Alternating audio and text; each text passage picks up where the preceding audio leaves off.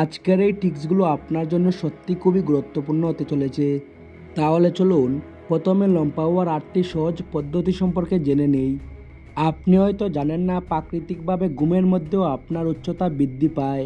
চিত হয়ে ঘুমালে 0.1 ইঞ্চি বা 5 মিলিমিটার উচ্চতা বৃদ্ধি পেয়ে থাকে।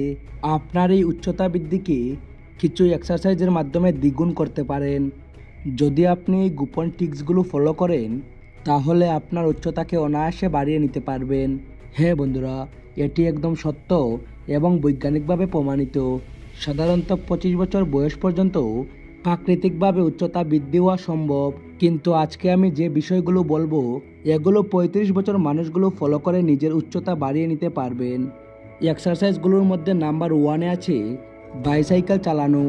বাইসাইকেল চালিয়ে উচ্চতাকে বৃদ্ধি করতে চাইলে প্রথমে আপনাকে বাইসাইকেলের সিটটি অ্যাডজাস্ট করে নিতে হবে। এর জন্য আপনাকে সাইকেলে বসার সিটটি এমন উচ্চতায় নিতে হবে যেন পেডেল ঘোরালে হাঁটুটি সম্পূর্ণ সোজা হয়। তবে অবশ্যই খেয়াল রাখবেন সিটটি যেন বেশি উঁচু না হয়ে যায়, এতে আপনার হাঁটুর জয়েন্টের ক্ষতি হতে পারে।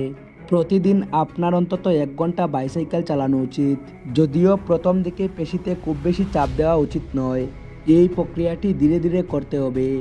আপনি ধীরে ধীরে সময় এবং দূরত্ব বাড়াতে পারেন, এটি আপনার উচ্চতা বাড়াতে সহায়তা করবে। নাম্বার 2, ঝুলে থাকা। এটি বেশ কার্যকরী পদ্ধতি। আপনাকে ওঠানামা করার দরকার নেই, যতক্ষণ সম্ভব ঝুলে থাকলেই হবে। তবে এখানেও ধীরে ধীরে সময় বাড়াতে হবে। এটি আপনার মেরুদণ্ড ও বাহুর পেশি সম্প্রসারণে সহায়তা করবে। আপনার বাহুকে শক্তিশালী করতে প্রতিদিন 1 থেকে 2 মিনিট ঝুলে থাকাই যথেষ্ট। নাম্বার 3, কাঁধের উপর দাঁড়ানো। এই পদ্ধতিতে 2 হাতকে এভাবে ব্যবহার করবেন যাতে পা পড়ে না যায়, না হলে আপনার ঘাড়ে প্রচণ্ড ব্যথা পেতে পারেন। এই কাজে আপনি চাইলে অন্য কারোর সাহায্য নিতে পারেন। নাম্বার 4, কোবরা অনুশীলন। এটা অনেকটা সাপের মতো মাথা উঁচু করা। এটা আপনার মেরুদণ্ডকে সোজা করবে এবং নিতম্বের গঠনকে সুন্দর করবে। এটা কিভাবে করতে হয় দেখে নিন। প্রথমে পেটের উপর হয়ে পায়ের উপর ভর করে শরীরকে এভাবে ভাঁজ করুন। 2 হাত এভাবে সোজা থাকবে এবং পিছনের দিকে মাথাকে ধীরে ধীরে নোয়াতে চেষ্টা করুন। এরপর 30 সেকেন্ড পর এভাবে রিল্যাক্স পজিশনে চলে আসুন। নাম্বার 5, দেহকে ভাঁজ করুন। এই পদ্ধতিতে পাকে সোজা রাখার চেষ্টা করুন এবং মাথাকে হাঁটুর কাছে নোয়াতে চেষ্টা করুন। ধীরে ধীরে হাতের আঙ্গুল দিয়ে পায়ের আঙ্গুলে স্পর্শ করতে চেষ্টা করুন। প্রথমে স্বাভাবিকভাবে চেষ্টা করুন, এরপর ধীরে ধীরে ভাঁজ হওয়ার পরিমাণটা বাড়াতে হবে।